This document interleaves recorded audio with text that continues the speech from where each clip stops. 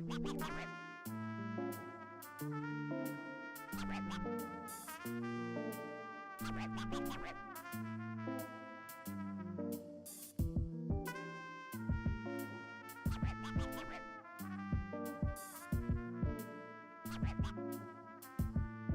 dónde está papi?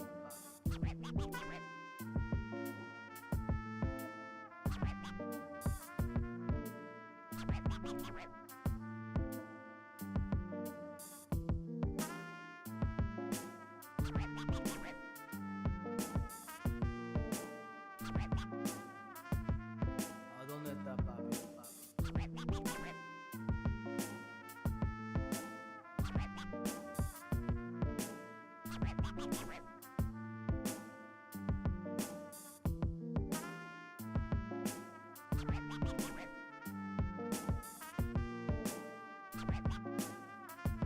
¿A dónde está papi? ¿A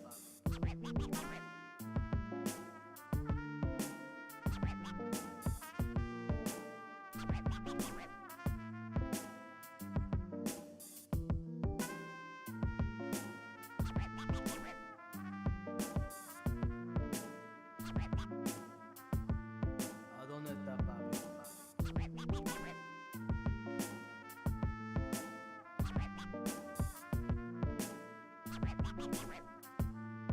¿A dónde está papi?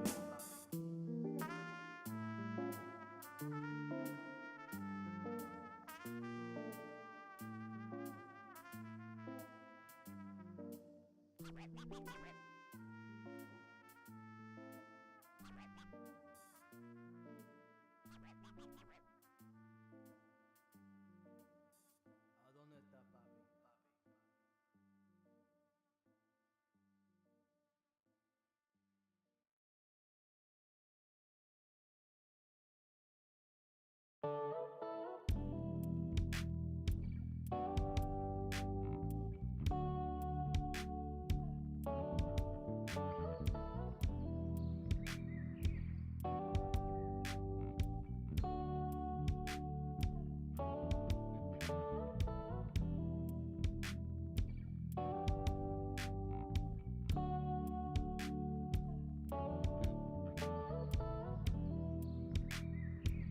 Welcome, welcome, welcome to the Thursday stream. I hope everyone's having an awesome Thursday. Howdy. Cosmic Seeking, Michael Hassler. Welcome.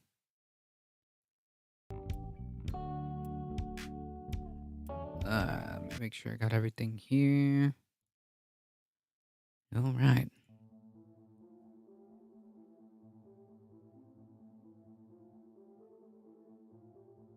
I like that emote. Vibing emote. It's a very cold Thursday. Sheesh. Cold? I'm gonna be honest here. It is a mild. Very, very mild.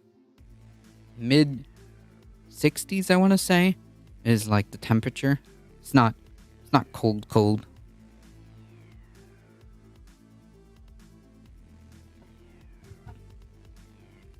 One could almost say that's ideal.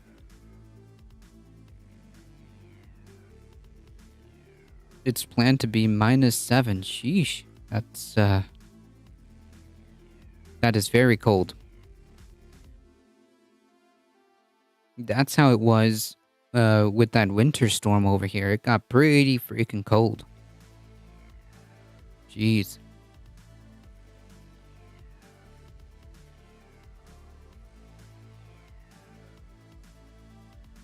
Alright, so we've got a couple of things to go through. Let's see if I can get some of this here. Yeah, okay.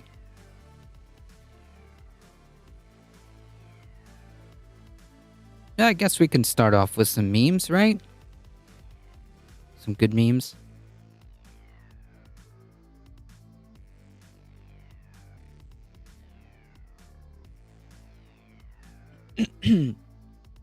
We're getting the backwash of your storm. Whoa, not that's not my storm. Don't look at me. I had nothing to do with it.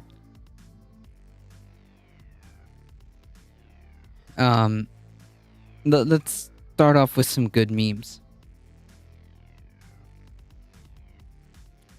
Ron DeSantis bravely declares as he stands up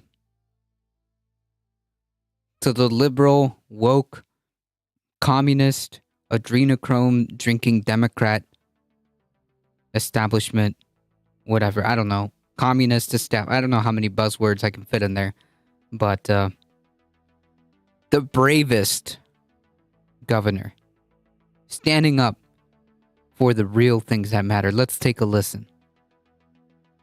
You're not taking our gas stoves away from us. That is your choice.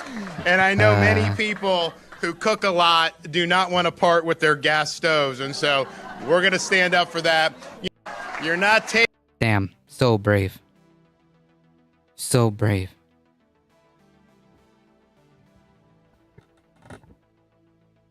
Standing up for what matters. Oh, Lord. Honestly, we should really be moving towards electrification as much as humanly possible.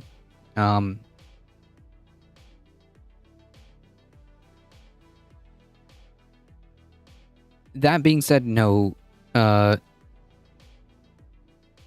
one's banning gas stoves, to my knowledge. We should, but no one's doing that. This is a wild response to a meta-analysis about the health, the air quality, and health-related issues that come with this. But, you know, whatever. Yeah, Florida man has been sniffing gas. Yeah. Oh, man. Cody Shoddy made a great tweet about this. If I could find it. See if I can find it.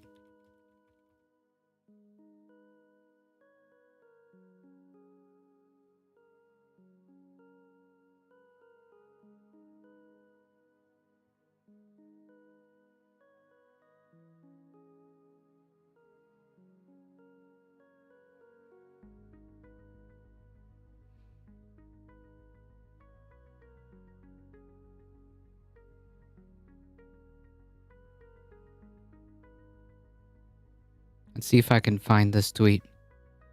I haven't used a gas stove since 98. Nice.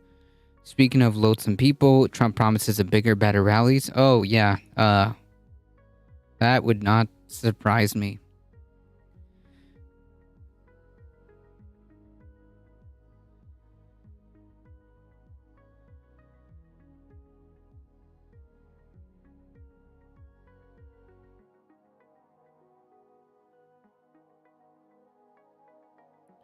Where is that tweet?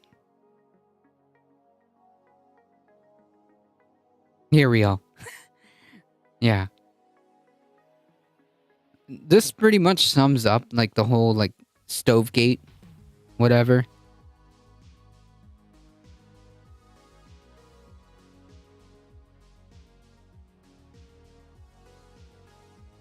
Yeah, this pretty much sums it up.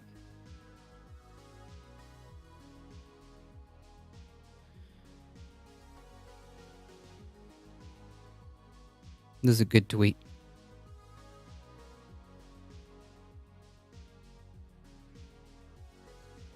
How's it going, Echo Resto Dragon? Welcome.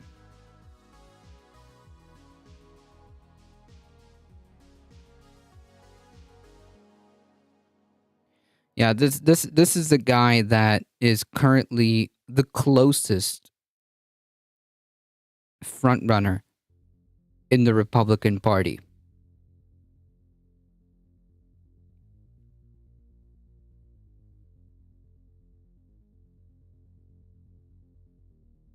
Holding up memes that say, hey, let us alone? What? Don't tread on Florida with the gas stove? Okay. Jesus.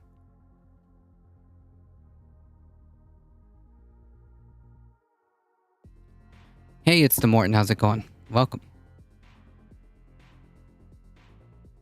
Anyways, that's a good meme. Good meme.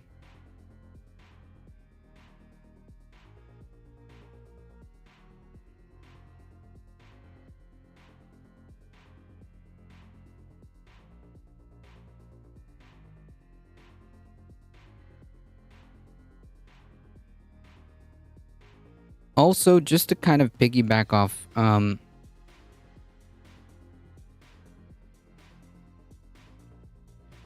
the final report, that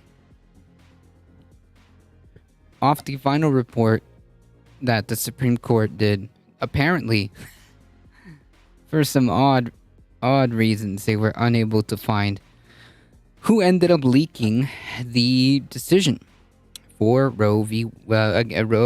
Jackson versus Dobbs, the decision that ultimately overturned Roe v. Wade. They were unable to find out who did it. Yeah.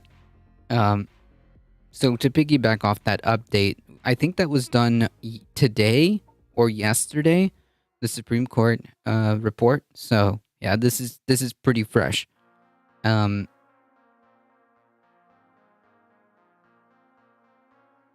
Have they really gone with gas stoves for the new culture war? Yeah. Yeah, gas stoves. That's what the conservatives are screeching about. Anything to like direct away from anything important, mainly their failings. Yeah, gas stoves. Rebellious is one thing, but being obnoxious is another. True. It's sad reality that the Democratic Party is talking about supporting the common people at the same time sending billions of taxpayer dollars to Ukraine for war instead of using to help starving Americans and free team from debt. I don't know. But hello, person who has a 6-hour account and has been banned in other communities. Hello. Yeah, I mean, you can save yourself some time by just simply moving along if you plan to troll here. So, yeah. Trust me. You'll be better served. Your time will be better served. I've been better. I'm having to probably move again and not sure where we will go. Having people help, have people helping, but just exhausted. Sheesh. Yeah. Can't say that that's an easy task. I've moved 3 times in my life. Sheesh. Each one of them is as annoying as the next. But definitely moving to another state was something else, that's for sure. So, yikes. Hang in there, Echo Rasta Dragon. And that is why we need to nuke Florida. No, I don't know if I'm subscribing to that.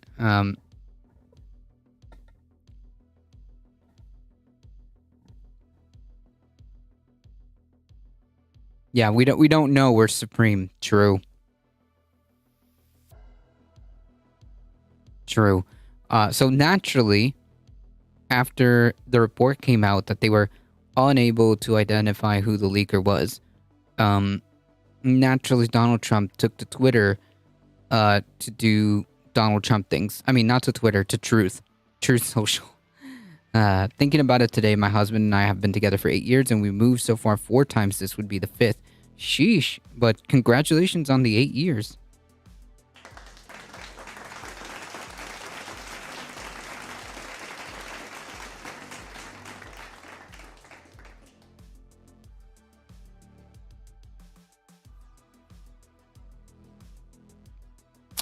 Yes, as I was saying, naturally Trump doing Trump things, furthering the argument that he is fascistic. He definitely has fascist. He definitely has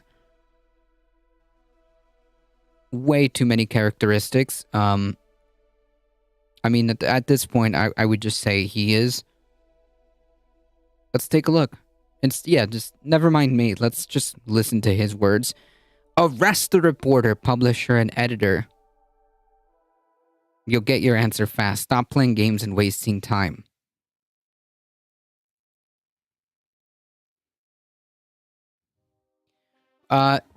Yeah. This is the guy that's running for office, folks.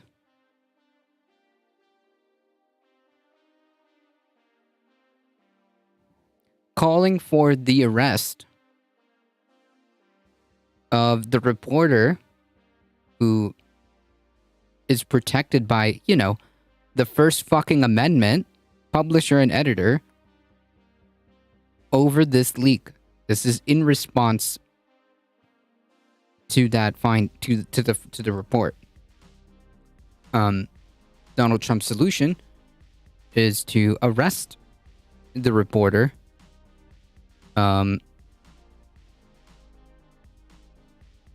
Is to arrest the reporter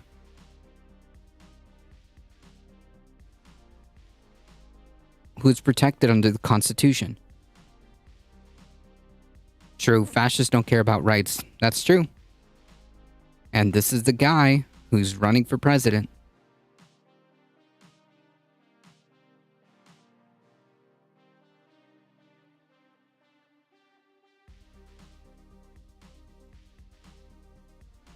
The Sex Pixels. I like that.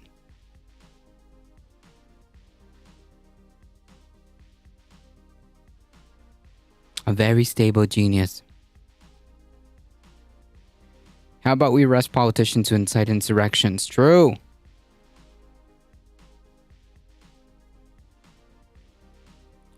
A very stable genius. Loves the second but tramples the first. He doesn't like the Second Amendment either.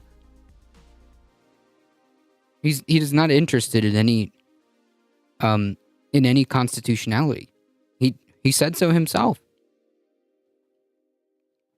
He would be willing to suspend or throw out the Constitution if need be. He doesn't really give a shit about any of them.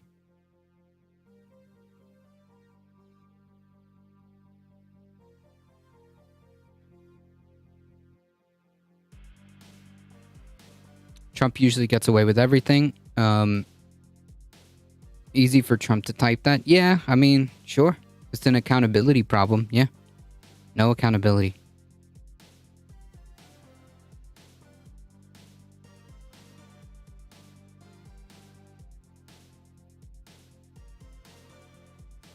And of course, the follow-up. And just to be clear, for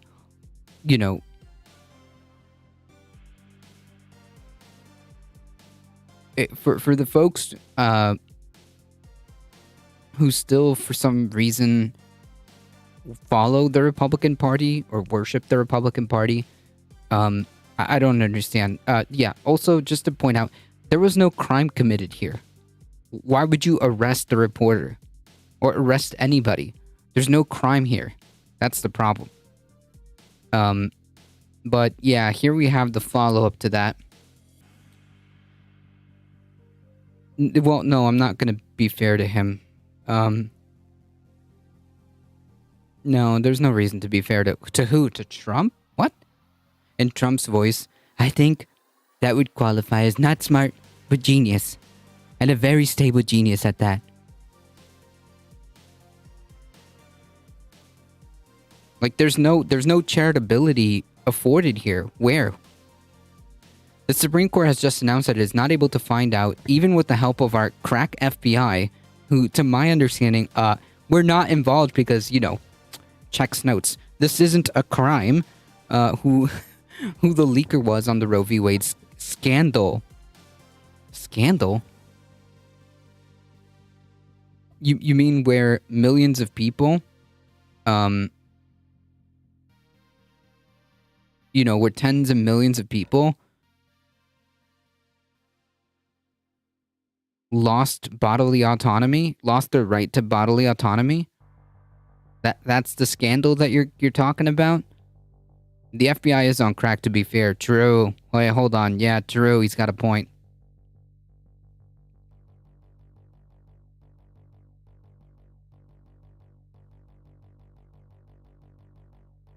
I don't know who you're talking about. It's the Morton.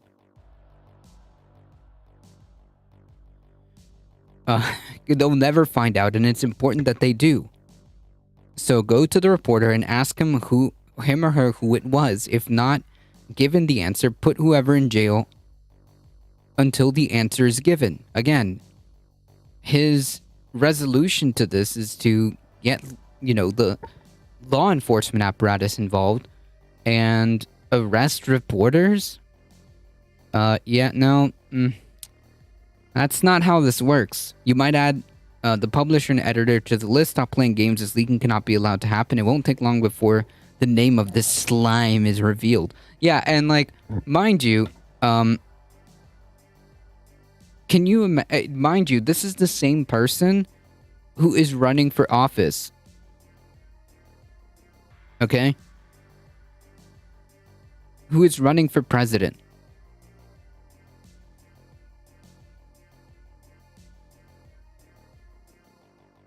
And who was president.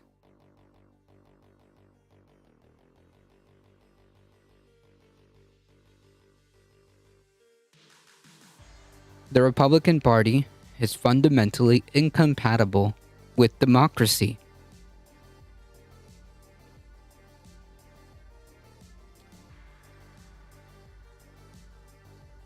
Can't be more clear than that. It cannot be more clear than that. During the Jean Carroll defamation case, he mistook a picture of Carroll for his ex-wife. Yeah, I saw reporting like that. Where he thought that was his ex-wife. I forgot what her name was. It started with M. So, yeah. You can add losing it also to the list, but that's not even... I mean,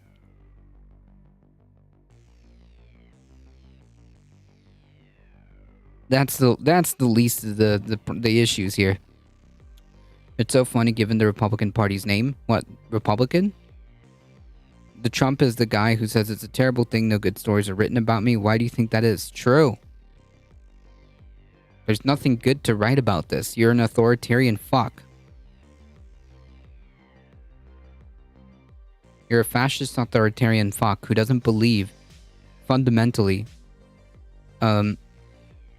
in any kind of democratic norms. Again, and what's funny about this is, again, brought to you by the party that has led an entire, culture war bullshit over free speech.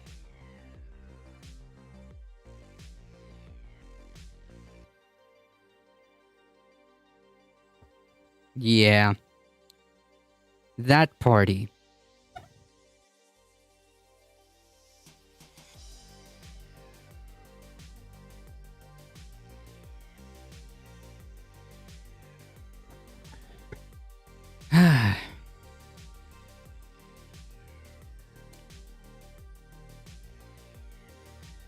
Yeah, the Republicans are undemocratic. Irony.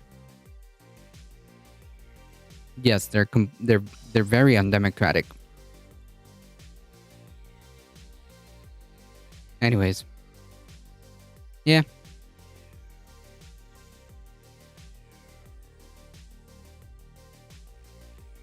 Yeah, I think that the Democratic Party is less of a problem. The Democratic Party is less of a problem. Republicans are not part of the culture. No, I mean the colloquial term, the culture war.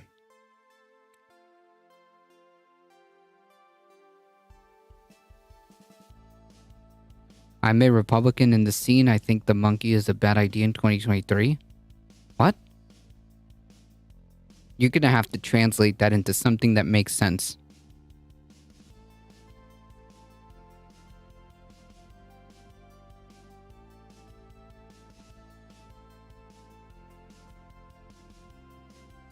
You're gonna have to make it make sense. You mean the donkey?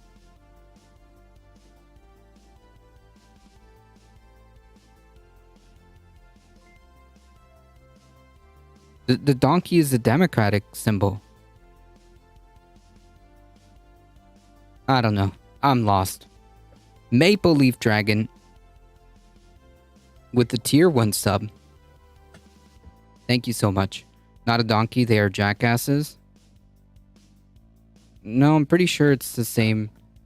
I'm pretty sure a donkey is a donkey. What, you coming back for more, Grumpy Jones? Was it you? No, it was another clown. Sorry, I can't keep track of all the clowns, okay? I can't keep track of all the class clowns that come in here.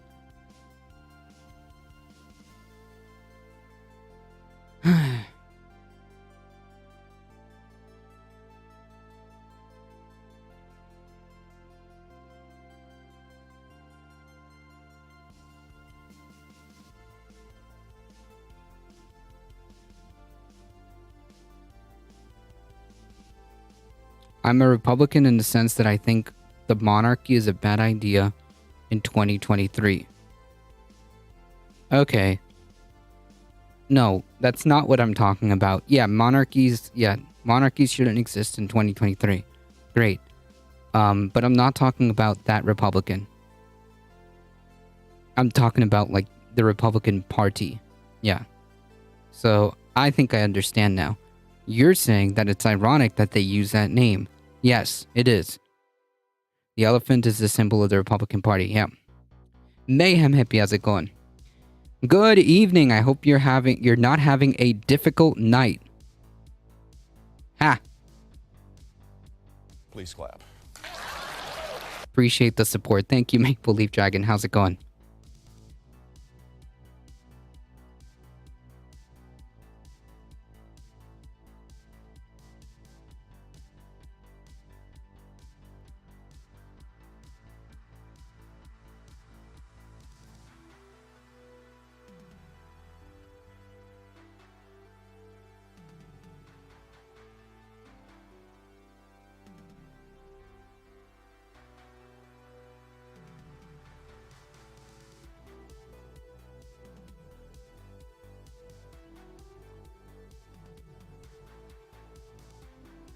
Trolls? Yeah. Trolls are always here. Trolls in the dungeon.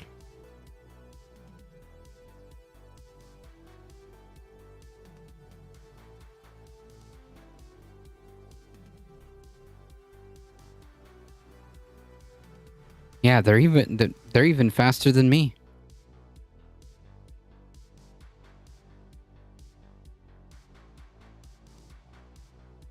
Okie dokie.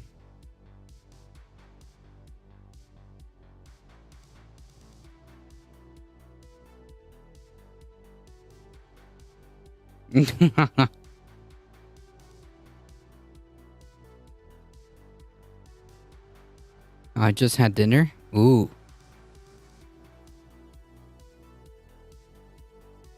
Now I'm hungry. Well, it's okay. Soon. I'll eat soon. Alright, let's get through some of these headlines. We got closure for the case of the Army lieutenant who was pepper sprayed in a traffic stop. Pretty sure you all remember this story.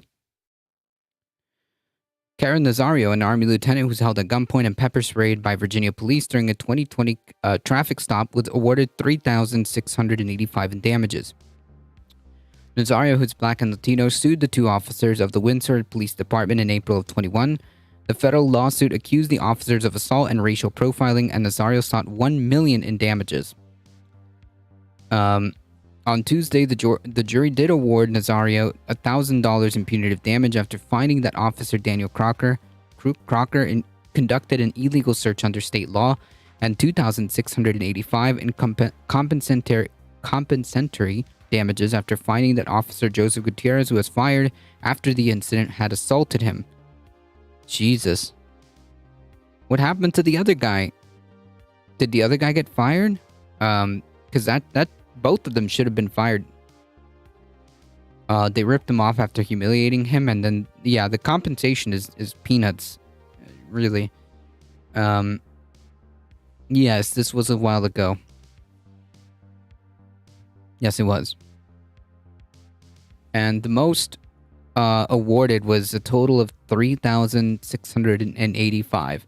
Additionally, the jury found that Crocker violated Nazario's Fourth Amendment rights, refused a search, but that he did so without malice, and decided not to grant Nazario any damages for that offense.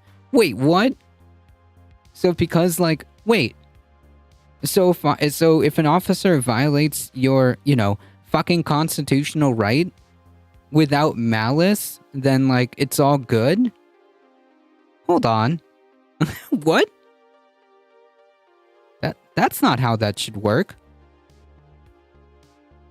It doesn't matter if you did it with malice or not. The problem was that your constitutional amendments was violated.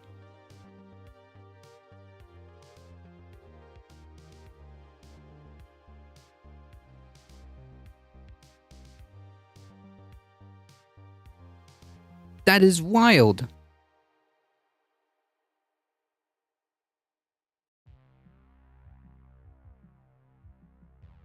That is wild.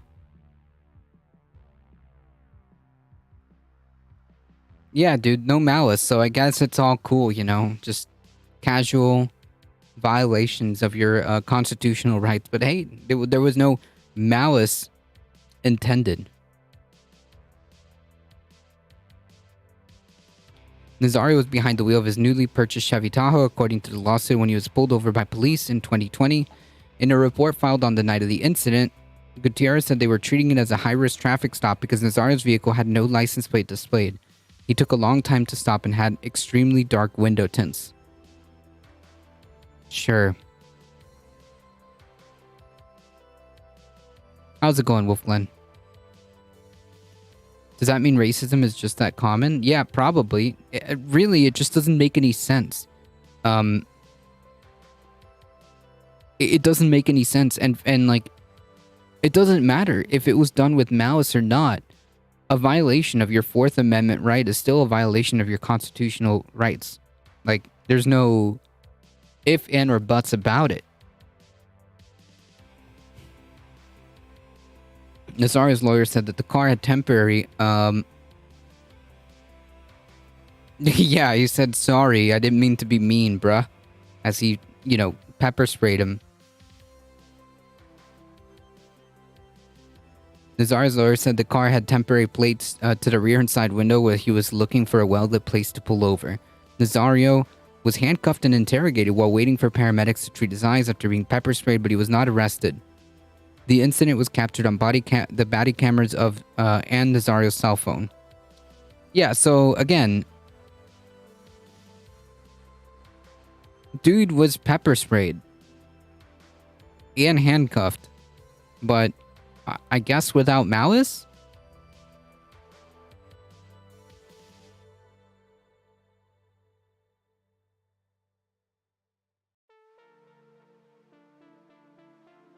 And did this guy get tried for assault? Because, like, assault is also a crime.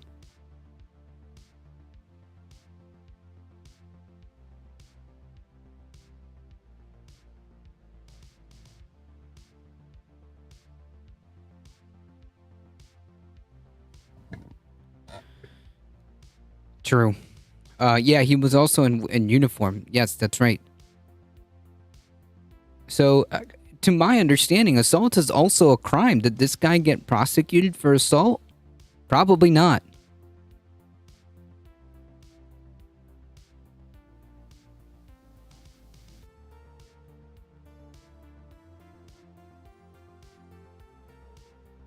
Yeah, both of these officers should not be police officers, period. The fact that, regardless of intent or not, the moment you get caught violating somebody's rights, then yeah, I don't think you should be a police officer. That should be like standard procedure. If you violate somebody's Fourth Amendment right, boom, you're gone. Done. Doesn't matter if you're doing it with malice or not. Doesn't really matter. It's bullshit. This is bullshit.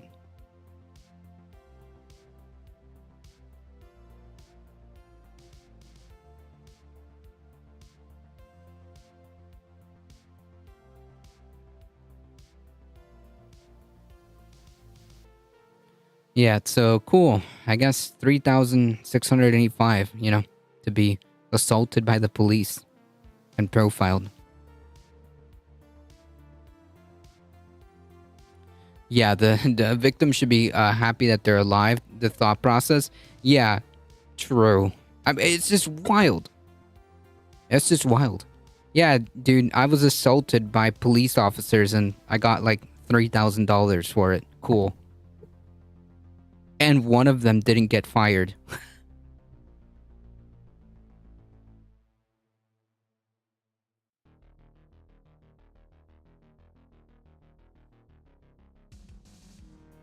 Cool.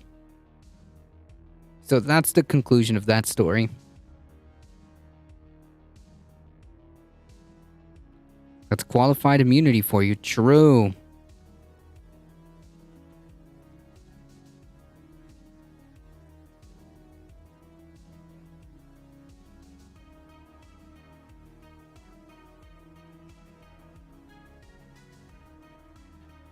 After a retreat from the Afghanistan war, my town housed a bunch of Afghan translators and their fans in a hotel. This sparked outrage and included what about veterans that are veterans? I mean, okay.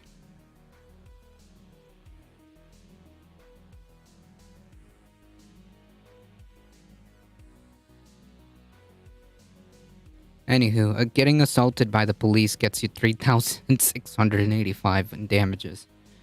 Sheesh. Unbelievable.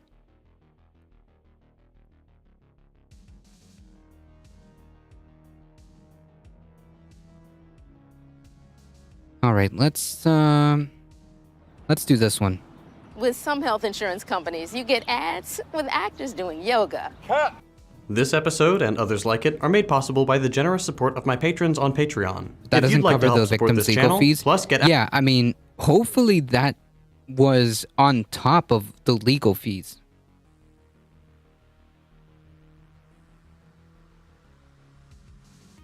Hopefully that just means that it's on top of the legal fees. Yes, any police settlement should come out of the cop's paycheck. Yeah, or pension.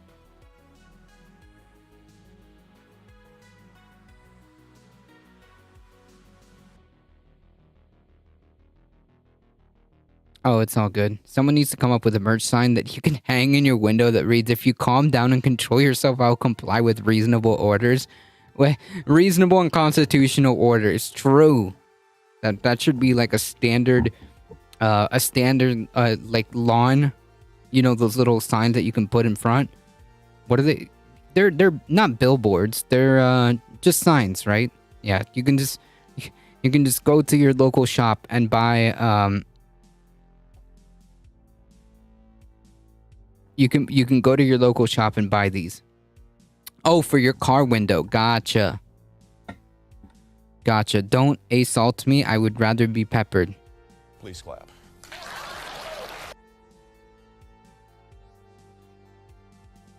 That met the quota for dad joke of the day. Okay? Hey, Bond, how's it going?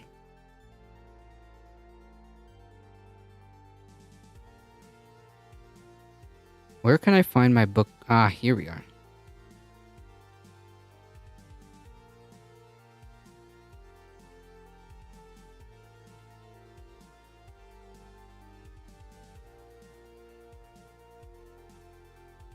Technically, it would be a mom joke. True. Please clap.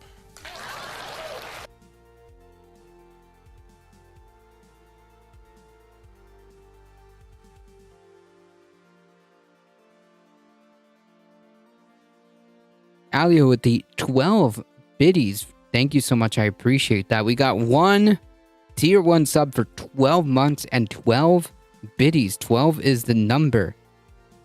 12 is the number of the day. access to our patrons-only Discord server, and early access to every video, consider becoming a patron at patreon.com/secondthought.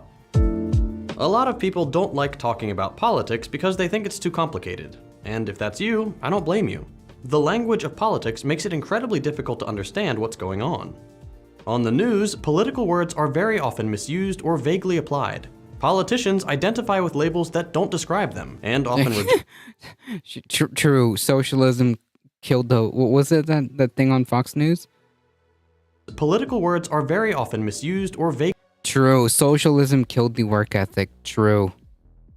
Says the CEO who does nothing.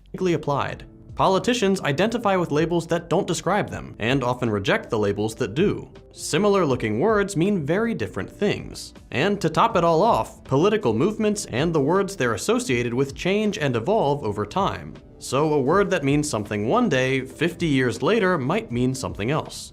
That's the case for social democracy. If you've never heard the term before, that's probably because here in the States, we never use it. Instead, we tend to mislabel social democracy and call it socialism. Think Bernie Sanders or the Nordic countries in Europe. We know them as socialist, but according to most political textbooks and in just about every other country in the world, they're clearly understood as social democrat. Yeah. Wait. Yeah. Like nobody who's serious about this would not call the Nordic countries socialist. It's a misnomer.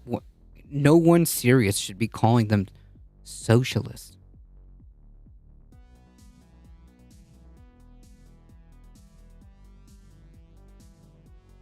It would be very dishonest to do so.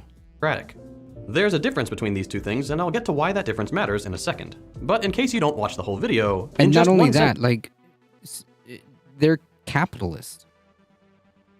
Nordic countries are a leader in owning more EVs than anywhere else in the world. Nice.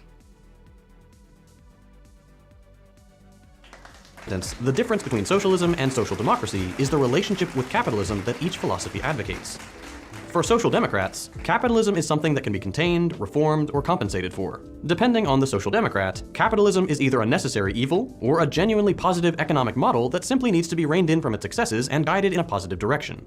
In contrast, for socialists, capitalism is something that must be replaced by a fundamentally different economic model, one that is not driven by profit and in which production and distribution are organized democratically, not by wealthy and powerful individuals. The socialist goal is to transcend capitalism, while social democrats believe cleaning it up is enough. It wasn't always like this, but since at least the 1959 Godesberg Program was ratified by the German Social Democratic Party, True, social democrats have openly Social rejected the Security is idea not of replacing socialism. capitalism. In practice, that means that a social democratic country has a capitalist economy, one where the vast majority of productive businesses are owned by just a few people, and profits are businesses' animating drive. This is balanced out by a robust welfare state, safety net, and/or universal public services in health and education. A few utilities and industries especially prone to monopoly may be nationalized, and sometimes even operated by the state. There is wealth redistribution from the wealthy to the poor through taxation, and generally the economy is regulated through indirect means like subsidies or taxes. These are all things that socialists give critical support to as ways to ameliorate capitalism in the short term, but that we don't consider to be nearly enough for the actual end goal. This video will explain why. If you're a social democrat, someone who supports Bernie Sanders, AOC, or looks to countries like Sweden and Denmark as models for what the US could be, odds are we see eye to eye on a lot of things. We most likely agree on social justice, our criticisms of laissez-faire capitalism, and on a number of political issues from climate change to abortion to workers' rights. But for the rest of this video, I'm going to explain why I specifically advocate for socialism on this channel and not social democracy. It's not to be dogmatic or sectarian or to throw away pragmatism, nor is it have a book measuring contest to see which of us is the most left-wing and call that a victory. It's because the historical record, political theory, and our present context all show that when it comes to the goals we share for a more egalitarian, just, and sustainable world, capitalism isn't something that we can rehabilitate. It always fights back. And when it's kept on a leash instead of being replaced, it always wins. In other words, social democracy is too unstable and incomplete for the results we're all looking for. Hi, I'm Nicole Hockley from Sandy Hook Promise. I know this is hard to hear, but it's First, the most basic objection that we socialists have with social democracy is that it's still capitalism. That may be obvious, but just to remind you, capitalism is an absurd economic system, where a tiny, unelected minority of people get the vast majority of people to work for them so that they can get wealthier. Due to the inherent nature of capitalism, a few people own an ever-shrinking number of companies, and everyone else fights over the crumbs that fall off the table. Even in social democracies, the vast majority of people don't elect their boss. They don't have a say in the decisions that affect whether they have a job or not. And their work makes that unelected, unaccountable guy richer. For an ideology with democracy in the name, social democracy notably fails to provide democracy in the place where you spend most of your waking hours. High unionization and tripartite negotiations between the state, capitalists, and labor make that better than under a pure laissez-faire approach, but they still only balance the scales between the one guy at the top of the company and the 99 people who Yeah, so that's probably going to play into what we're going to talk about after this. Socialism is required for the survival of human. Capitalism is a death sentence. Yeah, I mean, like, basically, yeah.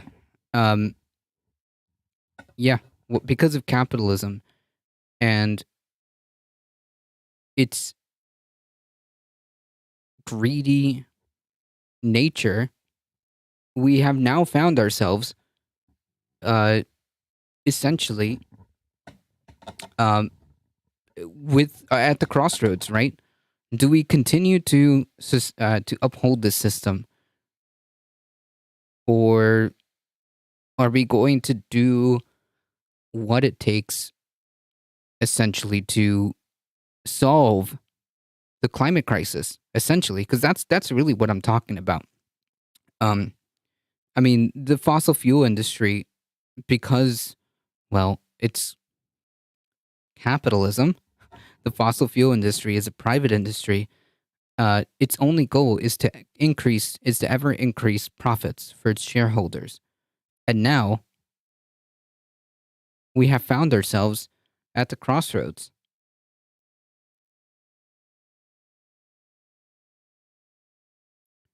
Sadly, Trump and the Republicans coded socialism and communism not the same thing at all. True. who work there. They don't actually account for the number of people on each side the way a democracy would. They only make sure that the one guy doesn't go too far and still gets most of the money. And regardless, people in any capitalist society are bound to the profit motive. So the decisions workers make in this marginally better situation, even if they had full democratic agency, still need to produce a profit for their company and their economy. So the typical capitalist race to the bottom still applies, as everyone tries to outcompete for higher profit margins. But that's domestically, where workers' exploitation is relatively low and compensated for by a good safety net and universal amenities. Salaries in social democracies are high and public services are great. The problem with social democracy is that in order for capitalists to make good profits under this arrangement, where they pay their workers slightly better and don't get to hoard as much, somebody somewhere needs to be exploited a lot more. And that's where the global south comes in. For social democracies to provide their citizens their high standard of living and capitalists their profits, the global poor need to be taken advantage of. Let's talk about H&M for a second. H&M is a Swedish brand known for shirts that say stuff like, "My other car is Bing chilling," and shockingly, other horrible decisions.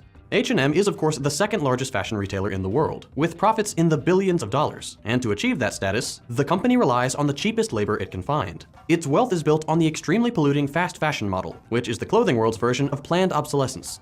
It's been found guilty of greenwashing on multiple occasions, contracts from factories that sure do seem to catch on fire a lot, and of course it doesn't pay its workers a living wage. Something it promised to do back in 2013 when people found out, but come 2018 when H&M said it would have sorted all this out, the company hit us with the classic freshman year economics, what even is a living wage? No, really, the company said there is no universally agreed level for living wages, and then it kept paying its workers like garbage. I'm using H&M as a recognizable example here, but this kind of behavior is by no means unique to this brand. The problem with social democracy is that Swedish workers would never be treated the way H&M treats its workers in the global south. But it's okay with it happening to workers employed by a Swedish company somewhere else in the world. And thanks to the fact that it does, people in Sweden get cheap clothes, and the taxes on the company back home allow the government to provide great public services. Now, this isn't different from any other capitalist country, mind you. It's not a problem unique to social democracy, and that's the point. Social democracy is built on the principles of justice and egalitarianism, but the fact that it benefits from exploitation and imperialism, particularly of this kind, shows the limits that a social democracy runs into when it agrees to follow the rules of global capitalism, which it has to. Like other capitalist countries, in order for the line to consistently go up, wealth needs to be extracted from poorer countries. If you want to learn more about that, I did a whole video on it a while back. The line must always go up.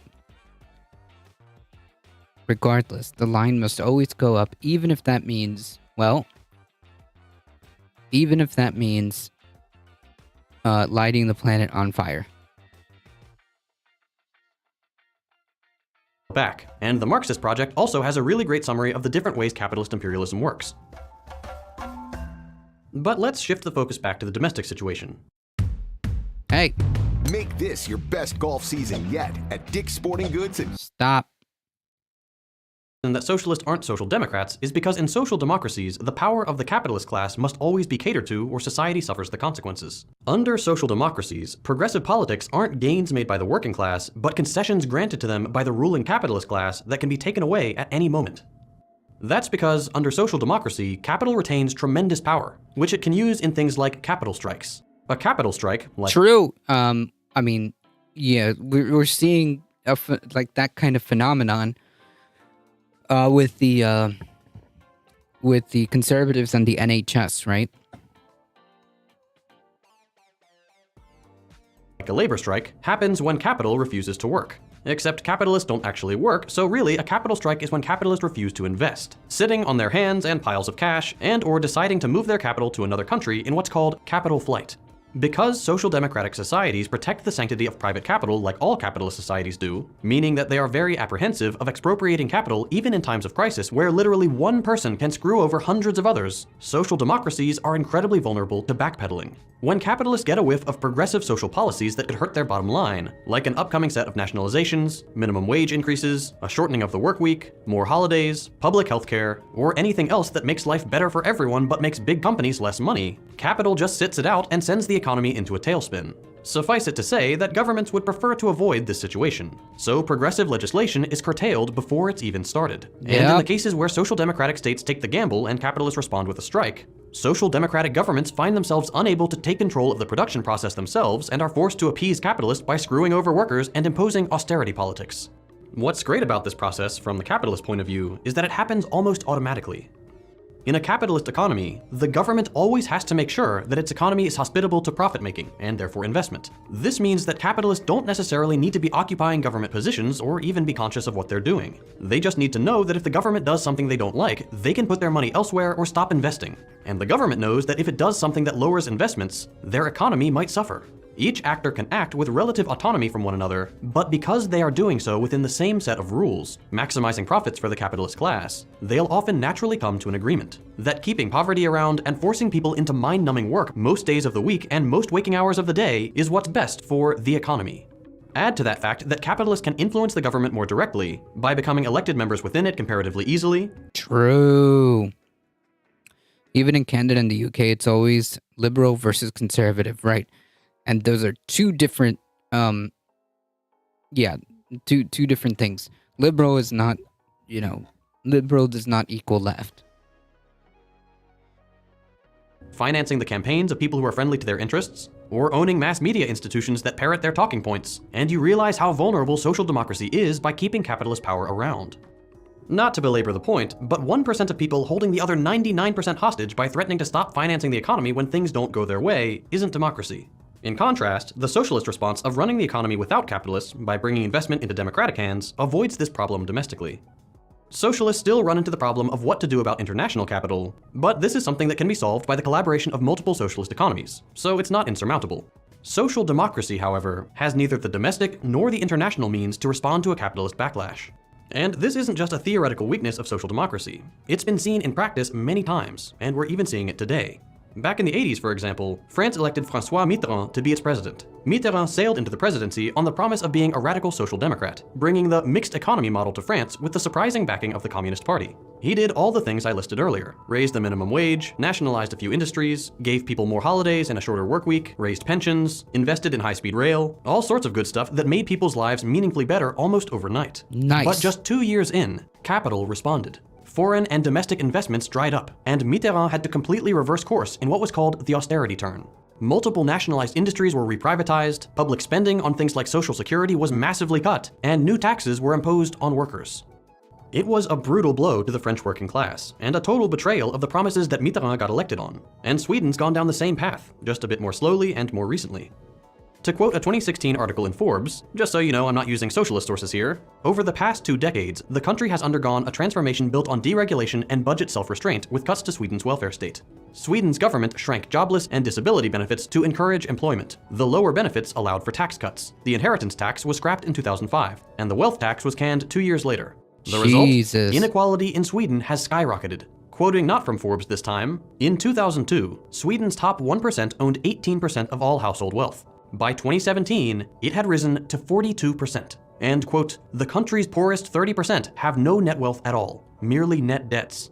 This is what makes the difference between social democracy and socialism. At any given time, the economy can crumble not because of a natural disaster, a global pandemic, a sudden shortage, a war, a military coup, or a lost election, but just because things got too good for everyday people and they weren't as exploitable as before.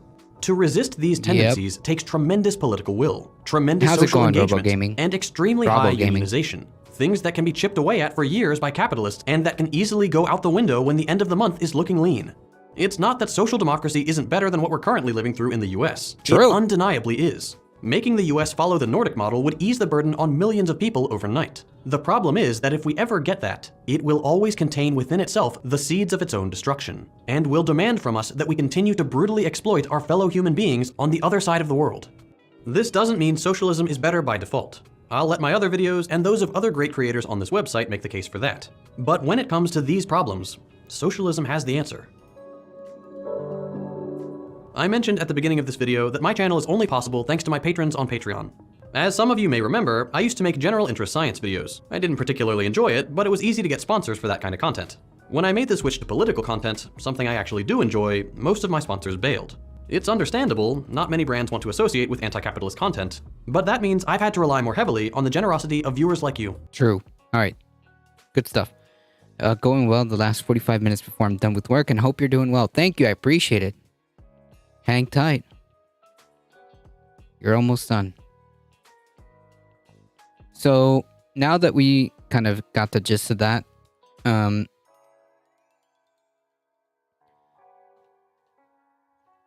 union membership drops to a record low in 2022. Union membership hit an all-time low in 2022 despite a surge in organizing efforts that emerged during the pandemic. The percentage of U.S. workers who belong to a union dropped from 10.3 to 10.1%. The Bureau of Labor Statistics reported on Thursday as the job market added non-unionized workers at a faster rate. The job market at a faster rate than unionized workers. That's the lowest the figure has been since the agency first started tracking comparable data nearly 4 decades ago. Jesus. The decline comes despite among high union approval rates in decades and a pro-union administration. No. Press X to doubt. And backs up earlier findings that while many workers view organized labor favorably, that doesn't always mean that they want to join its ranks. Gallup reported earlier this year that while 71% of Americans view unions favorably, 58% of non-unionized workers say they're not interested at all in joining a union. That's an interesting dichotomy there. Workers launched a series of high-profile unionization drives in 2022, including at nationwide chains Amazon and Starbucks, a federal agency that oversees union elections. The NLRB reported a 53% uptick in petitions filed during that fiscal year. Union officials pointed to union-busting efforts, not worker disinterest, as reasons for the drop. In 2022, we saw working people rise up despite the often legal opposition from companies that would rather pay union-busting firms millions, this is a thing, than give workers a seat at the table, said AFL-CIO President Liz Schuler. The wave of organizing will continue to gather steam in 2023 and beyond despite broken labor laws that rig the system against workers. True, I hope that's the case. But yeah, so this is kind of just flowing into what the Second Thought video was talking about. On average, unionized workers bank higher wages than their non-unionized counterparts. Non-union workers' median weekly earnings were 85% of union workers in 2022, according to the BLS, though the agency noted that this statistics does not control further factors that could explain this gap. Some trends remain unchanged. The union membership rate of public sector workers was still more than 5 times the rate of the private sector workers at 33.1% and 6% respectively. Sheesh. The membership rate of men, 10.5%, also continued to be higher than that of women, 9.6%, and black workers remain more likely to be union members than white, Asian, or Hispanic workers. BLS report also broke down union membership rate by occupation.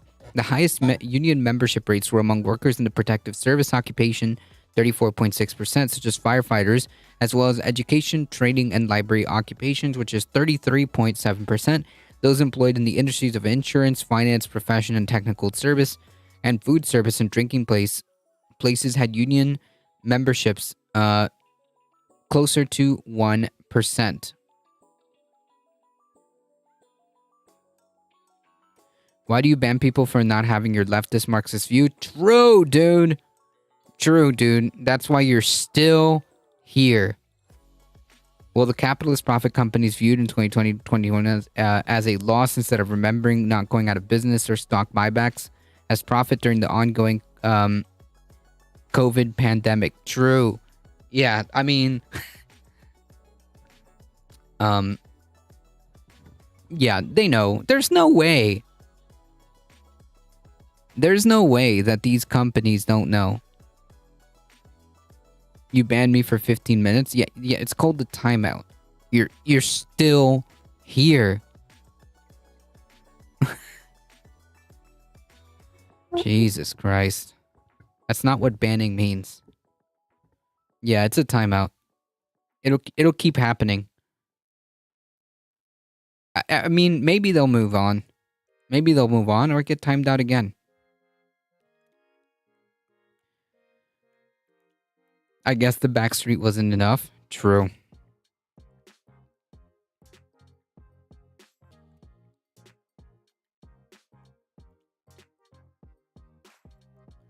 You see just one side, one side, which is not a good way to learn and understand the world. True, man.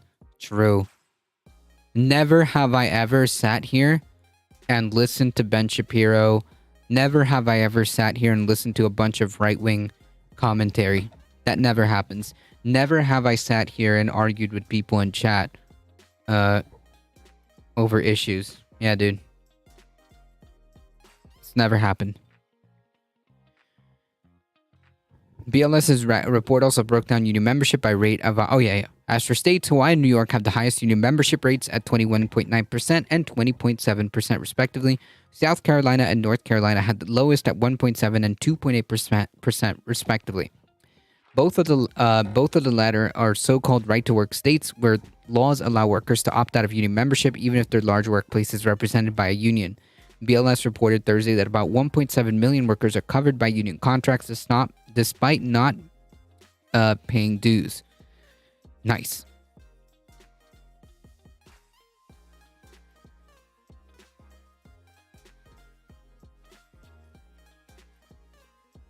Yeah, so I think this kind of really ties into what Second Thought was saying. While social democracy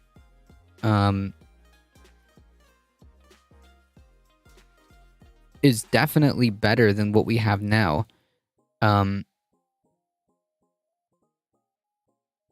it does have fatal flaws.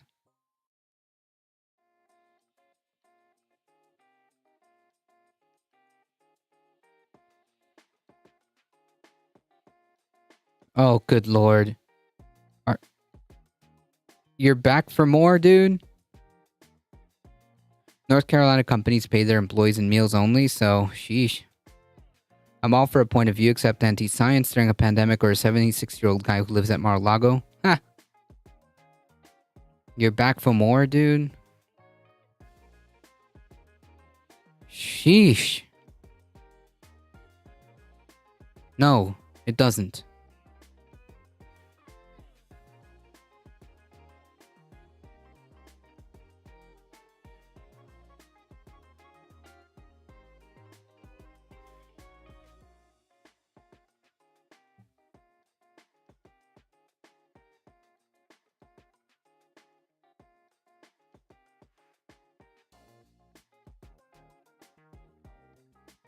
No, it does not.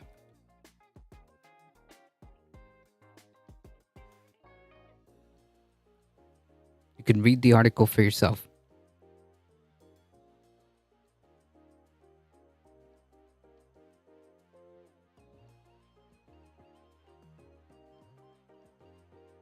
Old man yells at cloud. True.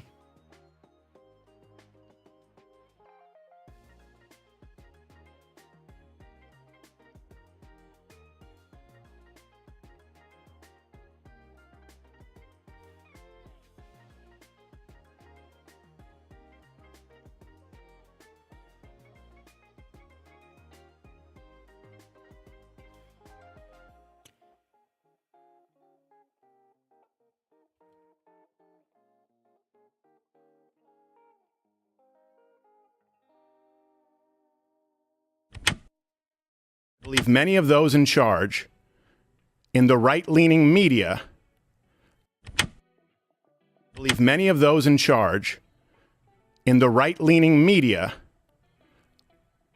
are... By the way, if you haven't seen what's been going on, it is absolute fucking gold.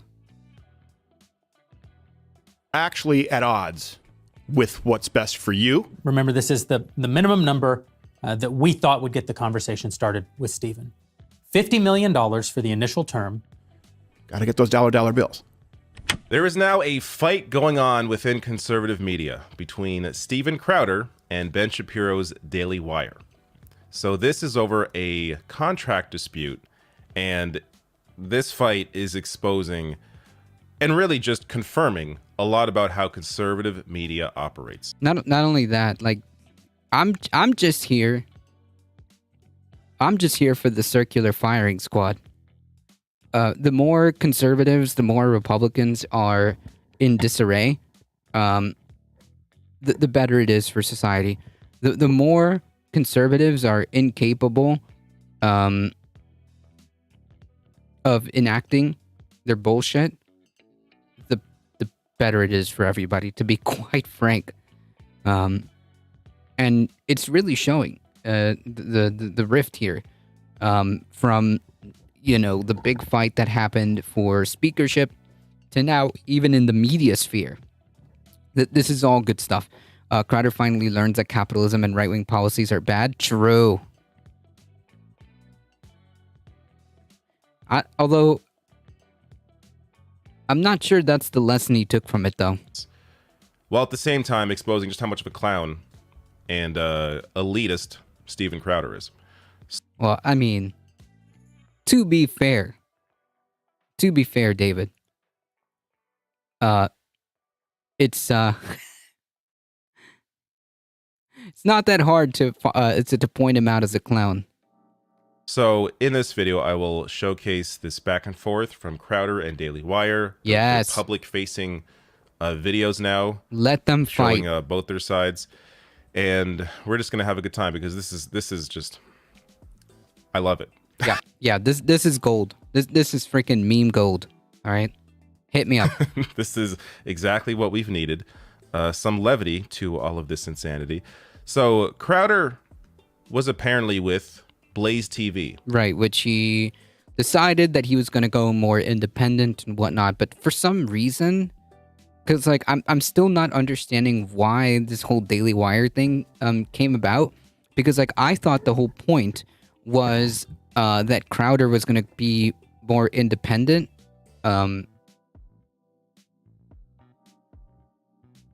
Maybe Crowder thought made that whole spiel just to jump ship with the Daily Wire and make an excuse to leave the Blaze or some shit because for more money. I don't know.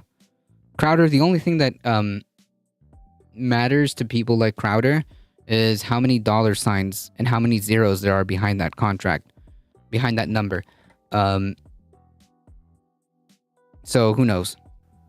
And as you're going to see, his entire career, he has been funded by billionaires. And I'm not saying this. Wow. Conservative media, Daily Wire. Wow. Surprise Pikachu face. No way. Wire is saying this. So let's get to that. So I wasn't even aware of this, but apparently this contract is now over with Blaze TV. Crowder is now fielding new opportunities. We'll get to, you know, parts of his video in a bit here. But he is apparently very angry at Daily Wire with the offer that he has received from them, even though it's worth $50 million. which goes to show how much was Crowder making before this. But before we get to that back and forth, here is a quick clip of the Daily Wire and their response here to Crowder. So you're going to see Crowder. Yeah, like basically the TLDR that I got, I'm sure David's going to explain this. But the TLDR that I got from all this like shenanigans is that Steven Crowder doesn't understand or didn't read the contract or can't read one of them. He either doesn't understand the contract or just didn't read it. For a second, but this guy here, this is Jeremy Boring, co-CEO of the Daily Wire. So here he is discussing who Steven Crowder really is. Don't enjoy the same luxuries that we do of being independent. Steven, the whole time I've known him, has worked for someone else. He was paid by PJTV when I met him, which was owned by a billionaire at the time. Then he was Damn. I love it. paid by CR. That's right. His dad makes all his decisions for him. I think his dad was probably told him to sign that contract. True. That's right. I forgot about that. His dad was the one that also, helped him skirt several debates, a couple of them, against Sam Seder for obvious reasons, because fucking Sam Seder would make him look like a fucking fool. TV for a number of years, which was owned by a billionaire at the time. Then he was paid by The Blaze, which was subsidized by a billionaire. He didn't have to think about it. And he didn't necessarily have to be profitable. And he doesn't know for a fact that he was profitable. Because, as he has said very publicly, all those companies, none of them really shared all the information about what was happening with them. Now, this is that's some, to use the terms, to use modern terms, that is some piping hot tea. That is some piping hot tea right there. Not that it should be surprising to anybody, but yeah, these are some good memes. Yeah, his dad knew Sam would ruin Steven. Oh yeah, 100%. The moment Mr. Change My Mind debate Giga debate lord enters the ring with an actual debate bro, the OG debate bro, Sam Seder, like, no way. Crowder would get clowned on. Not that it's to be also fair, like, just to be clear, this is not a verdict or a judgment on Sam Seder's debate abilities. But also, it's not really that hard to make someone like Steven Crowder look like a fool. If you know what you're talking about, right? Like, obviously, if you show up randomly to a college campus and just like randomly select unprepared college students and make sure that you obviously edit the ones you edit it properly, yeah, you're gonna look good. Look, we have known for a while, but it has never really been confirmed, especially publicly, by conservative media, let alone the co-CEO of the Daily Wire, that a lot of these conservative media personalities, these so-called independent creators like Steven Crowder, they're actually funded by billionaires. They likely don't make a lot of money because their stuff gets demonetized, but that doesn't impact them. That's funny. I've said this a million times when discussing demonetization, how the right does not actually care. They pretend to care, but the reality is they don't care because they have billionaires backing them. If it was really an issue, like Crowder has already said that he's demonetized on YouTube. If that was really a problem for him, then how is he still in business? Yes, he has membership, but that only brings in so much. It's because there is other money behind the scenes. Right. And it's incredibly rich that these conservatives continue to cry about like YouTube and whatnot, while having billionaires back them. That has continued to fund It's him, almost like it was never about Blaze big TV, tech. He enjoyed that as well, but now he actually is a free agent, a so-called free agent. But Is he going to try and make it on his own? I guess we're going to see. So let's get to this back and forth. I may pause throughout. This is about, it's not too long. So the video initially from the Daily Wire, this is 52 minutes. So I watched this entire thing. Believe it or not. Wow. Thank you, David. Thank you. This is a great service to us all so that we do not have to watch 52 minutes of the Daily Wire. Also watched explaining why Steven Crowder's wrong. Crowder's 27-minute exactly. video. So I cut down to the doing the Lord's work. Most important pieces, and then we're going to pause along the way to discuss some of this. So let's start here. Remember, this is the minimum number that we thought would get the conversation started with Steven. $50 million for the initial term, plus $25 million for the renewal term, if extended, paid in monthly installments. Look, I figured that conservatism in media made a lot of money because they were backed by billionaires, but I don't think I really clued into how much. $50 million. Now, to be fair, that's over 4 years. So $12.5 million a year. Oh, Jesus. So terrible. Anderson Cooper makes less than what Steven Crowder is being offered. Anderson Cooper at $12 million a year for CNN. Wow. Jake Tapper apparently makes $13 million, but that's the highest number I found. Other ones say $4 million.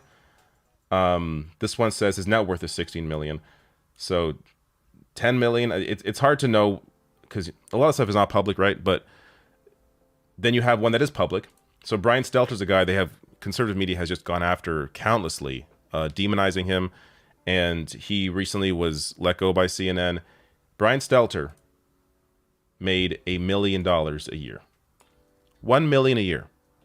Crowder would be making with the Daily Wire $12.5 million a year. Shit. These are the guys that pretend to be against the elites. Very anti-elite. When not only are you making more money than the elites you claim are the elites. Right. That's the whole memery about this whole thing. Maybe it was never about that. Alex had a hilariously dumb rant about Brian Stelter. Really? That's too much money. True. You are also supporting every single one of the policies that continue helping you, benefiting you, while the rest of society... Yeah, this is the same as Donald Trump trying to portray himself as some type of faux populist. Yeah. Is pushed down. These clowns are just the biggest frauds in the world, and it's good to finally see that their own are exposing them. Now, Daily Wire was initially funded or launched by billionaires. I don't know enough about their business now to say that they still have those billionaires there. I don't know. They do appear to care a lot more about how much money Crowder will bring back to them with this contract. But regardless, all of these clowns, they're at least funded at the beginning by billionaires. And one big giveaway is look at their sets and their crews. So Crowder has an actual set. Daily Wire, look at these offices. They have You're on the wrong side of history, remember that? True, King. True, dude. You're fucking right. True. Real office. You know what I have? This is a green screen. I have no set. I have no crew. I'm the researcher. I'm the editor. I'm the host. I'm the uploader. I do the thumbnail. I do everything. Damn. And 500,000 subs, too. Nice. Not because I want to necessarily, but because I can't afford to keep on staff. I don't have billionaires behind me.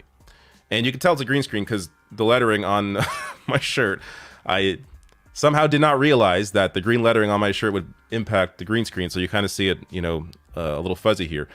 But that is just, it exposes how phony all these people are with their anti-elitist bullshit.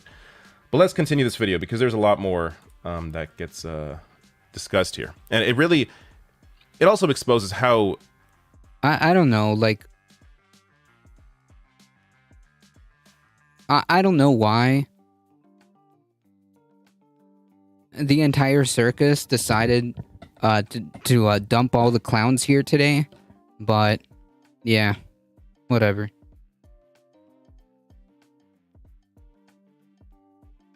How greedy and how much of a liar Steven Crowder is, because in Steven Crowder's initial video, he did not reveal how much he was being offered. Because if he did say that, if he did say, oh, they're offering 50 million over 4 years, then suddenly a lot of the sympathy for him would have evaporated. So he purposely left that out. But thankfully, Daily Wire came in and saved the day with all the information that they provided here. So let's continue on. Say a pretty big number, but we thought for a talent like Steven, this is probably the minimum number that's going to get us in the door so that we can sit down and talk to him. He'll deliver a 1.5 hour Louder with Crowder audio video show of a quality and kind consistent with the shows that he's currently producing 4 days a week. That's 192 original episodes a year. Wow. That's right. 4 days a week. 4 day Damn. work weeks. 4 day work weeks, $50 million over 4 years. Let's continue. And there's more money to come. If you factor in 4 weeks of vacation. And 4 weeks of vacation. This is the shit that these conservatives rail against for everyone else. 4 day work weeks. They flip the F out. Paid vacation or any vacation days at all. Oh no, you got to work every single day of your life. True. Steven Crowder has advocated against these type of policies, ironically enough. You got to work yourself to the bone while barely surviving. Meanwhile, 4 day work weeks for these people and 4 week vacations. Crowder mutually agreed to create additional content not currently contemplated, then we'd pay him $15,000 a day for that shoot. And again, a lot of that would be days he was already shooting, so that's just a little extra money in his pocket if we do something. $15,000 a day, just a little extra money. That's how they refer to that. $15,000 a day for some extra. Imagine referring to 15,000 as a little extra pocket change. Work that may be on like a documentary or something. 15,000 a day, a little extra money in his pocket. Again, yeah, talk showcasing is not cheap, how much apparently. these people have. At least bare minimum 50 million, and if you count the other things we were talking about, 60 plus million, plus we knew he was going to negotiate, so you're probably talking about 70, 75 million, plus infrastructure, plus marketing, at least $100 million we would have ended up spending over the next 4 years. You know that I've always made it clear that we here at Mug Club are in the business of serving you, the viewer, you watching, listening right now. I've also made it clear that I wouldn't be in the business of attacking other conservatives. But for the first time, I have to say that I believe many of those in charge in the right-leaning media are actually at odds with what's best for you, the viewer. No shit. Really? Wow. A brief moment of clarity espoused by Crowder. Yes, Steven Crowder, it is true that most people, that conservatives, do not have their audience members, their constituents' best interest. Yeah, they don't give a shit. Who'da thunk it? Steven Crowder with a brief tad window of clarity here. Right. If you're going to burn one of your friends the way that Steven burned us. Yikes. Steven is wrong. Do not sign something that includes, let me go through this. Effectively, full ownership of all your social media platforms, channels, in perpetuity, the rights to your content, name, image, likeness. All of the stuff that Crowder brings over, that's his, Louder with Crowder and all, his Louder with Crowder accounts, all of that. Well, that's his. We're going to manage it for him during the term. We're going to monetize it during the term. At the end of the term, all of that's going to go back to him. He said that was not what it says in his video that he released, but you can read right here. That's exactly, he gets all of, it's only during the term that we control that. If, let's say... yeah, that's how contracts work. Yeah, basically Steven Crowder doesn't understand how that works. We did do everything per quarter, but annually. And then got big mad because he didn't understand the contract. Maybe missed something. Like, let's say we went and did a Change My Mind instead of a daily show, which of course requires a lot more work. There'd be a separate $1 million penalty for that if you miss a single piece of content. Annual content? Well, this is the most important, most expensive content. If you were supposed to have done a complete documentary this year and you didn't deliver it, well, we're going to subtract $1 million because that's one of the most important high-value pieces of content. Right. Again, reminder, the contract was for $50 million over the course of 4 years. True, man, baby. So even if that were to come into play, damn, dude. Really? 49 million? Okay. That we asked you to make that year. Look, all of this so far is very standard. And like, not only that, the 50 million over the 4 years was baseline. The CEO previously said in the other clip that they were prepared to spend probably up to 100 million.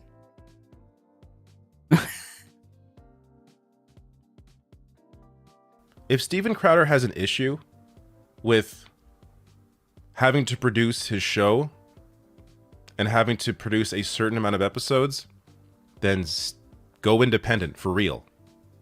But if someone's giving you $50 million, and this is not to defend the Daily Wire, I don't don't cover the Daily Wire, but from their point of view, hey, we're giving you $50 million. Yeah, you have to produce content. And yes, there is some ownership while you are there. They aren't taking your entire show and keeping it forever. But while you're there under contract, this is very standard stuff. Yeah, I mean, shit. If I got $1 million, I'd be set. I'm done. I'd be set for life. Ha. And Crowder having an issue with this really showcases that he has a real issue with capitalism. Like, you can't complain about how corporations operate while your entire show is about propping up corporations and defending every single thing they want in terms of economic. Damn. Yeah. Yeah, it really does expose that, doesn't it?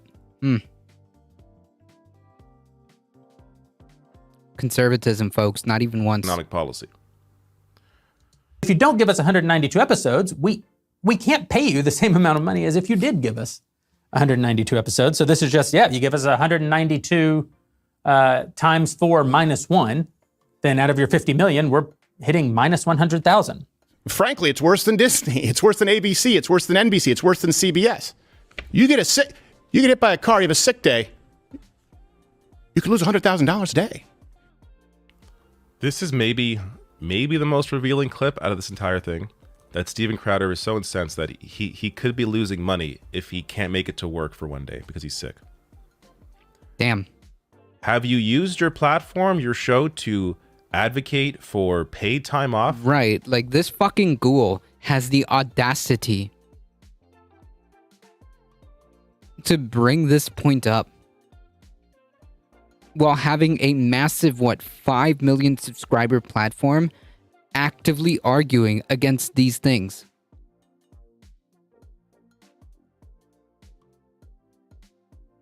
You know, this also kind of tells me that Steven Crowder is scared of going actually independent.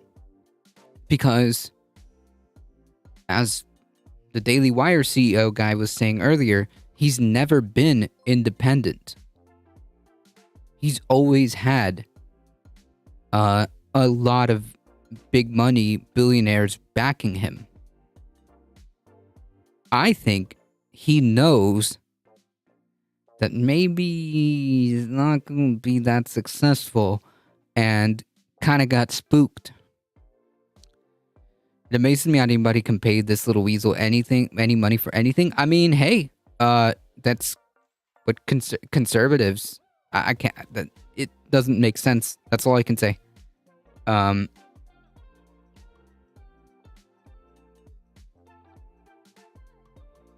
Vixen Lixen. What? Interesting username. Welcome. Thank you for the follow. Appreciate it. For paid sick days, for Medicare for all, to ensure people actually have the ability to see a doctor without going bankrupt? No, of course not. Yet, when it comes to him and the idea that he may personally have to lose money because he can't produce a show for a day, all of a sudden it's a big issue. This is the society that you fight for, bud. Like, what do you expect? Just unfreaking believable how much they are exposing themselves here. I think that's love this. Just totally inaccurate for two reasons. One, presumably if he was sick this Tuesday, he could just shoot an episode next Friday and you'd be completely even. He's got an awful lot of extra time in the year to shoot these additional, to shoot any episodes to make up. And second of all, it's actually contemplated a little bit later what happens if there's a disability. In fact, we'll just skip right to it. It's item E. In the event of temporary disability or serious illness that prevents Crowder from performing, the fee will be reduced on a pro rata basis, not subject to the fee reduction mentioned above. What does that mean? Well, instead of a sort of punitive fee because he's choosing not to do the right thing, in that situation, you'll just reduce it by dividing the total amount of money contemplated, by the number of episodes, just subtract that, which I think is, again, incredibly fair. If any of the major platforms issues a content strike such that Crowder cannot be monetized on such platform, and the company is not able to resolve the issue within 90 days, the fee will be reduced by 25% moving forward. Now, I thought this was a mistake because, these people maybe didn't know who I am, that we've been demonetized for 3 years. No, it was made very clear to me in no uncertain terms. This is what's sent out to everybody. Obviously, if the show makes dramatically less money, well, then Steven has to make less money because we're making less money. If the content simply cannot appear and therefore cannot not only be used for marketing, cannot be used to grow the brand, also can't be monetized, well, we can't pay him the same as if it was. If you're making 25% of your money on YouTube,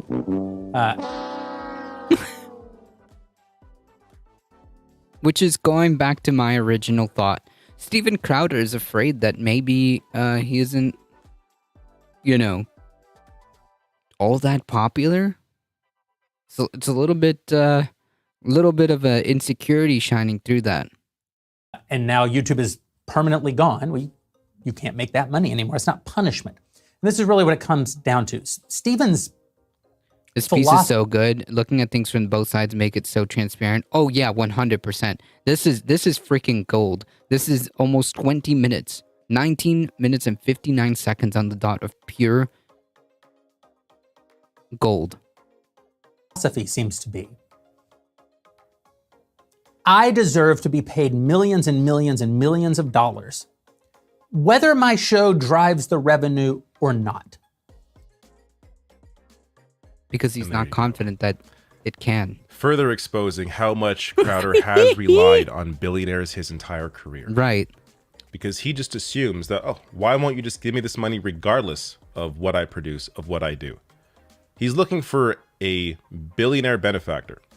Someone is to come in and give countless money, doesn't care where that money goes, doesn't care how much that billionaire has to spend. But Daily Wire, to their credit, I guess, is trying to run somewhat of a business. Now, they may have, roots in billionaires. They may still have billionaires. I don't know. But they want to see some sort of cost, recoup on what they're spending with Crowder. So if they put $50 million into him over 4 years, they want to make some of that back. Seems fairly reasonable to me. But Crowder, because his entire career he's been bought by billionaires while claiming to be independent, he doesn't know what it's actually like. While also claiming to be having this faux working class bullshit. Yeah, okay. I'm just like you. Sure. Man,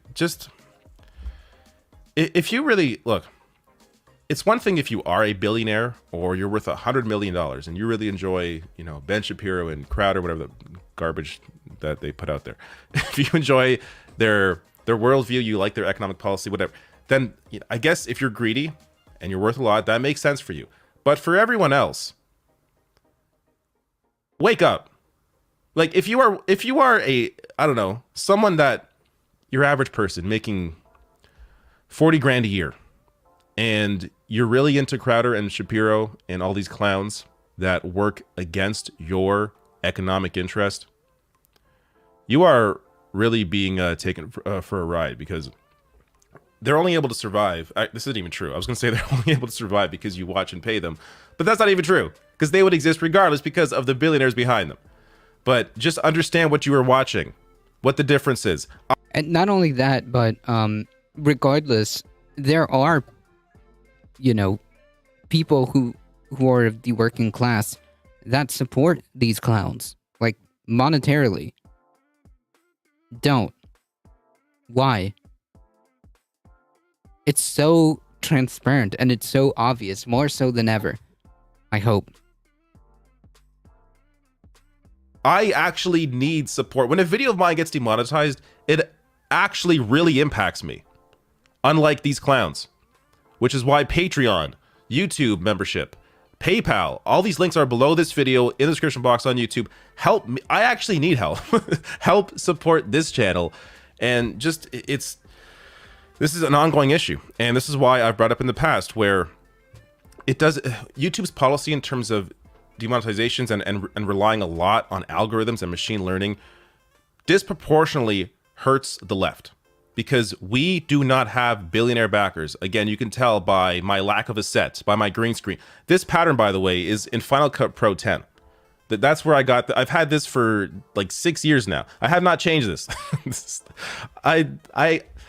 We don't have crews. We don't have sets. Like, it's a very different situation, and the same applies to, like, Kyle Kalinske, to Humanist. Good sir, I do have a set. Kind of. You can kind of see it. Yeah.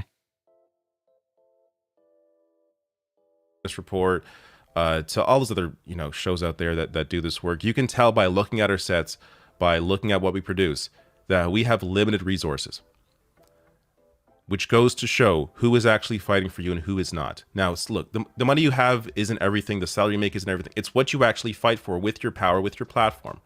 So if Crowder was out there with his massive set and fighting to raise taxes on the wealthy, fighting for Medicare for all, fighting for paid sick days, fighting for unions, then whatever. Good, do that. But he's not doing that. And very few people with those kind of platforms, with that kind of money, do that. Right, and the audacity of him to then show up and complain that he would lose money for having a sick day.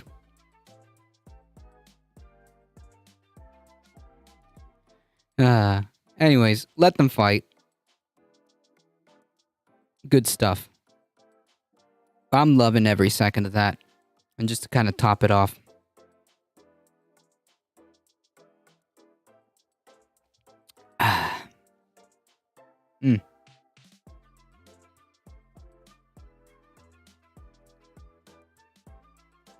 in case you guys weren't able to see,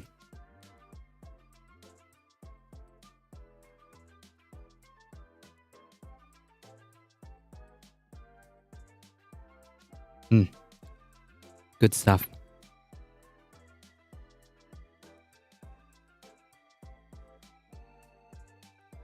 It's my favorite mug.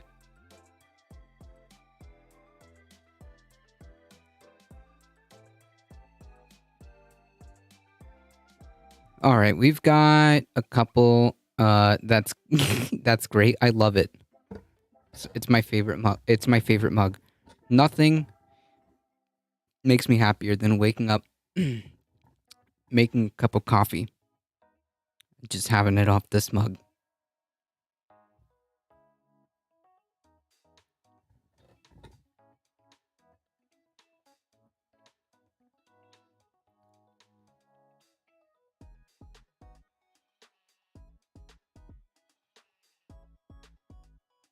All right, let's talk about this. This Trump judge could effectively ban the abortion pill.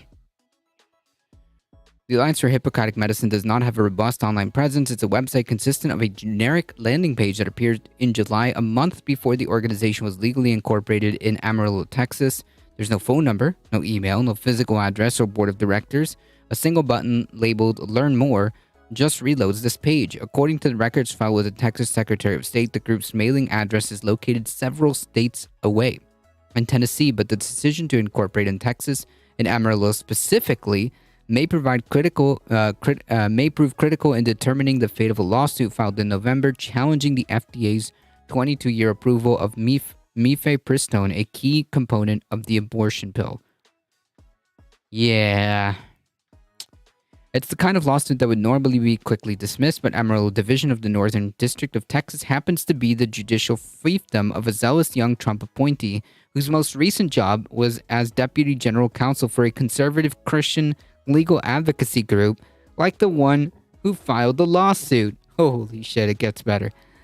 If he agrees with their arguments, and there is a real chance that he might agree, he could issue an injunction that would stop the distribution of the abortion pill even in states with strong abortion protections like Vermont, California, and New York. Without FDA, yeah, and again, brought to you by the same party who continues consistently bitches about California is not going to tell us how to live. Yeah, brought to you by that party. Without FDA approval, manufacturers won't ship mifepristone. I'm never going to know how to pronounce this. Mifepristone? I don't know. It's an abortifacient. To providers won't be able to offer it to their patients, and women seeking to end their pregnancies will, in a best-case scenario, be forced to submit to surgical procedures instead. More than 3.7 million women have used mifepristone, which is taken with its companion drug misoprostol to terminate unwanted pregnancies, since the abortion pill became available in the U.S. more than 2 decades ago. Last year, more than half of documented abortions in America were done with the help from the abortion pill. The pill's ubiquity, its ability to be sent quickly and discreetly to the mail and be taken within the privacy of one's home, which, again, party of small government. Yeah. Has made a desirable option for anyone to seek to end an early pregnancy. For the women in the 14 states that have banned or severely restricted the practice since Roe v. Wade was overturned in June, it's one of the last practical alternatives left. This abortion pill is popular because it's safe and non-invasive. Side effects, cramping, heavy bleeding are relatively mild, and serious complications are rare. Mifepristone is often noted as safer than Tylenol or Viagra, but is more heavily regulated than fentanyl since its introduction to the U.S. market more than 22 years ago.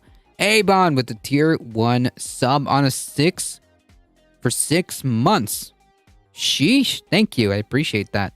Thank you. Thank you for the support. I appreciate it.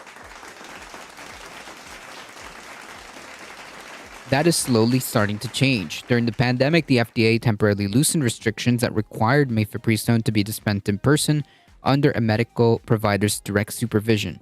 Just 2 weeks ago, the FDA made that change permanent, clearing the way for certified pharmacies to dispense this medication with a prescription. But as the federal government moves to make the pill easier to obtain, ideologically motivated groups are using any means necessary to end access altogether. That's because that's the goal, yes. They weren't going to stop at Roe v. Wade. Certainly not. They're doing everything they can to try to cut off access to abortion pills because abortion pills represent one of the biggest strategic threats they have ever confronted because they cannot control them. Right, which is fundamentally what the core of the issue is here, control. Despite what Republicans say, despite what conservatives say, it is about control. It is about government intruding into your privacy. They don't care about small government. They don't care about freedoms or anything like that. Despite what they talk or what they say or what they label themselves as or what silly slogan they use. They don't give a shit. They're authoritarian. They're authoritarian and can and will implement a theocratic fascistic state if they could. That's their ideal society. That's their ideal society. said Aaron Matson, a executive director of the activist organization Reparaction, which monitors anti-abortion groups. They simply cannot stand outside of everyone's home and go searching through every single person's medicine cabinet.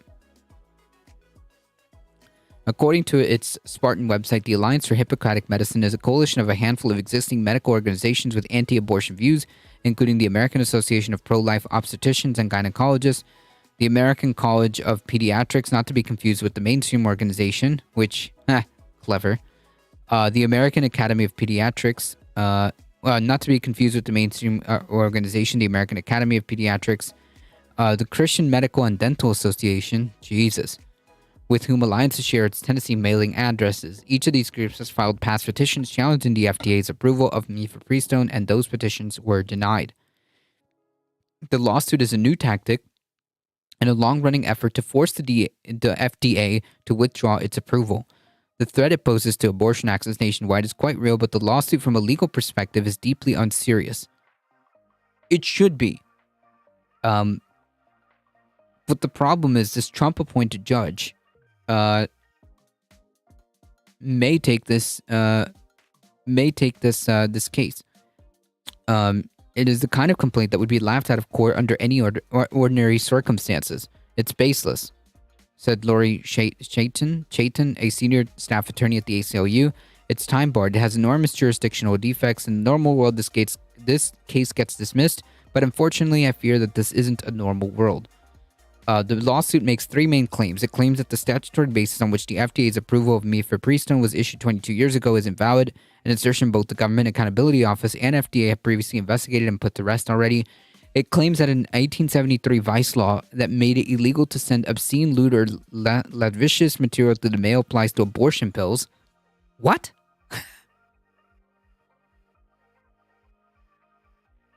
What? This doesn't make any sense whatsoever.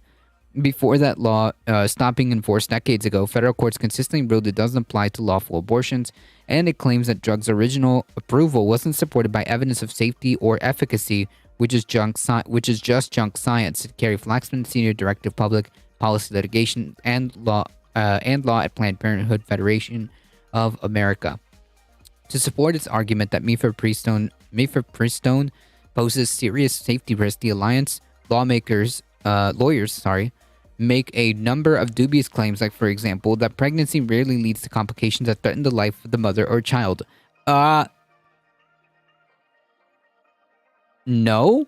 This is bullshit. This is divorced from biological reality. The fact of the matter is pregnancy has a substantial risk of complications. And some of those, yes, end up threatening the life of the mother and or the child, or leave lifetime complications, leave lifetime conditions, yes. So this is just completely bunk. Pregnancy absolutely has a substantial risk that can affect you for the rest of your life, and can threaten the life of the person and child. Yes. Pregnancy carries a substantial risk. One peer-reviewed study found that women are roughly 14 times more likely to die during or after giving birth, than from complications of an abortion. 14 times more likely. That claim, like a number of others, overstating the risk of medical abortion in lawsuit, is attributed to James Studnicki. Studnicki is the vice president of Lozier Institute, the research arm of Susan B. Anthony Pro-Life America, one of the largest and most powerful anti-abortion organizations in the country. In their response to the lawsuit made available online Tuesday, lawyers for the Department of Justice outlined its various defects and formally asked the judge to dismiss it. Among other issues, lawyers for the Biden administration note that the 6-year statute of limitations to challenge the agency's action have long since lapsed, and that the Alliance physicians, who claim that the FDA ruling deprives them of the opportunity to provide professional services and care for women and child through pregnancy, are not regulated by the FDA and do not prescribe the FDA-approved medicine in question. If the judge grants the alliance request for an injunction, DOJ lawyers warned that those who need this abortion pill would be unable to access it and causing significant harm to both patients and doctors who depend on mifepristone, which is, again, the point. Cruelty and control is the point.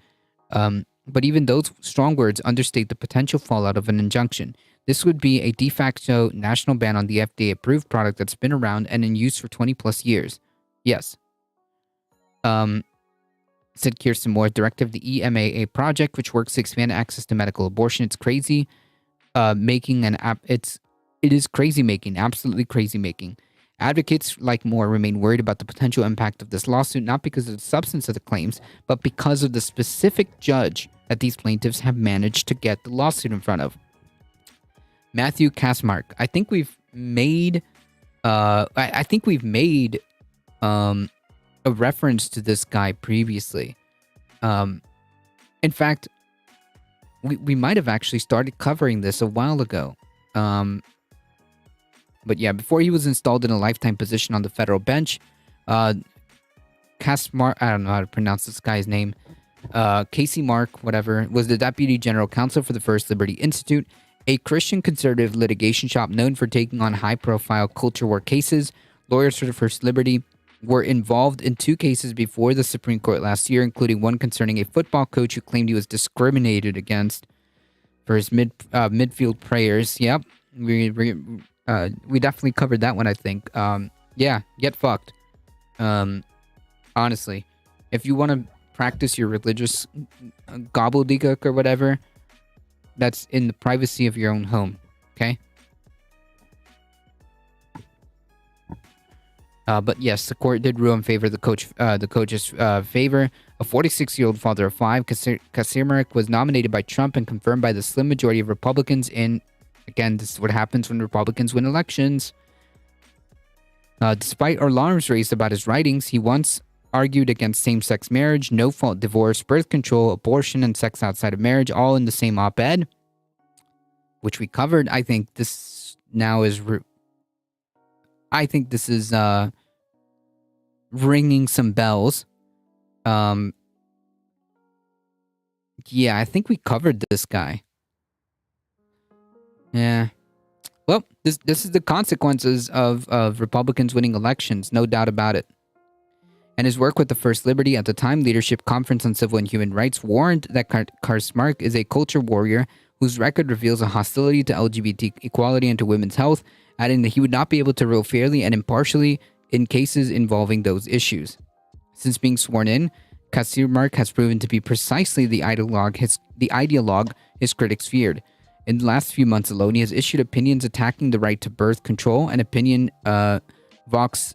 Vox's Ian Millhiser noted that was riddled with obvious legal errors, ordered the Biden administration to reinstate Trump's Remain in Mexico policy, a similar ruling he made in 2021, which was reversed by the Supreme Court last year, and issued a decision that found that 2 Texas doctors had standing to challenge a Health and Human Services policy prohibiting discrimination against transgender patients. Before he was a judge, Kasmarek described being transgender as a mental disorder. Yikes. Advocates don't think it's a coincidence that this lawsuit landed on his docket. Several told Rolling Stone that they believe the Alliance for Hippocratic Medicine was created for the express purpose of filing in Amarillo in order to draw a judge whose record shows he's clearly opposed to reproductive rights. The Alliance Defending Freedom, the group representing the Alliance for Hippocratic Medicine in court, did not respond to multiple inquiries offering a chance to respond to these allegations. If it is true, it would not be particularly surprising. What is surprising and alarming is the fact that the gambit might actually work. If it does, it would be a devastating demonstration of enormous power a single federal judge can wield. During his time as president, Trump appointed 234 of them. Elections have consequences, folks. Yeah. In worst case scenario, dude grants Alliance for Hippocratic Medicine its wish and orders the FDA to withdraw its approval of mifepristone. That could happen as soon as the case is fully briefed on February 10th. If it does, lawyers for the Department of Justice could seek a stay from the Fifth Circuit, often called the most conservative court in the country. 12 out of the 17 Fifth Court judges are Republican appointees, with half of them put there by Trump. If lawyers for the Biden administration can't find relief in the Fifth Circuit, they can appeal to the Supreme Court, which, yeah, cool. It's unclear how long that might take and whether an injunction would remain in place in the meantime. If recent Texas history is an example, it could be more than 3 months before the case is settled. That is roughly the amount of time it took for Senate Bill 8, Texas abortion bounty law, to get a decision on the merits of the Supreme Court. A majority of the justices on the nation's highest court of the law, highest court, allowed that law, which effectively banned abortions at 6 weeks, to stand. Yep. Cool. By Trump, they mean the Federalist Society? True. Yes. That's right. Yeah, cool. So that's the thing.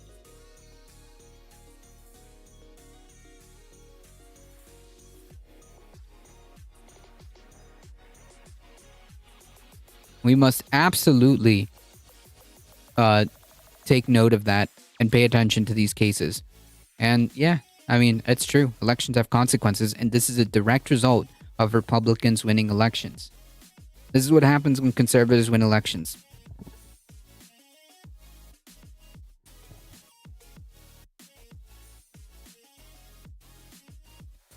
They do not care about the right to bodily autonomy.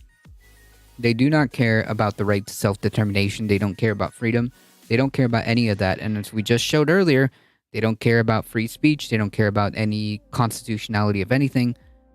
It's just pure and simple. Republicans and conservatives are just simply incompatible with democracy. They're just simply incompatible with any democratic systems. That's right. Yeah, it's a death cult, which ironically projects and virtue signals right to life. Yeah, all their entire ideology is just riddled with contradictions, right? Pro-life. So pro-life that they'll kill you for it. They talk about free speech, but advocate for the immediate arrest of a journalist where there was no crime committed. They talk about law and order and break the laws. They don't actually care about any of the things that they pretend to care about. Just remember that. They don't, yeah, just remember that to any, I don't know, for some reason, any conservative would be listening. But they don't care about any of the things they pretend to care about. They don't give a shit.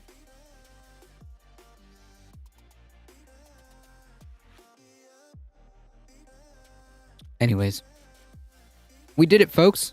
And at a perfect timing, too. Look at that. Last 2 episodes of this show have gone completely smooth without a hitch. Awesome stuff.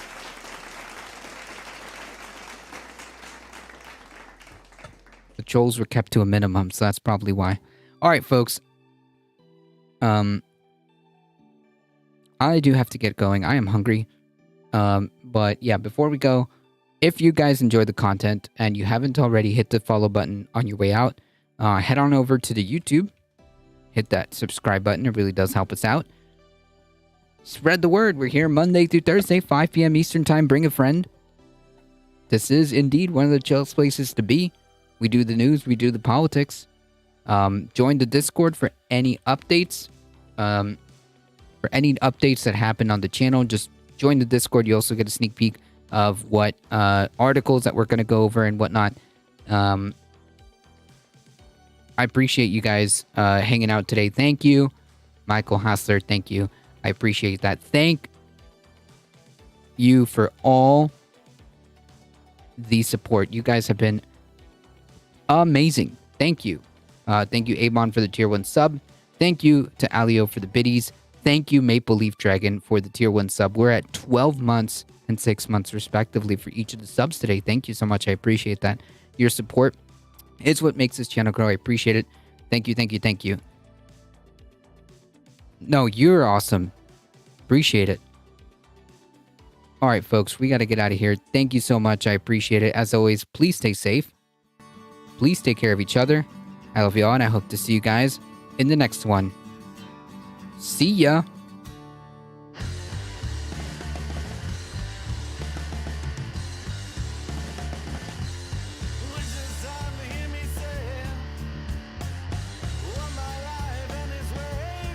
Ah, I like that emote.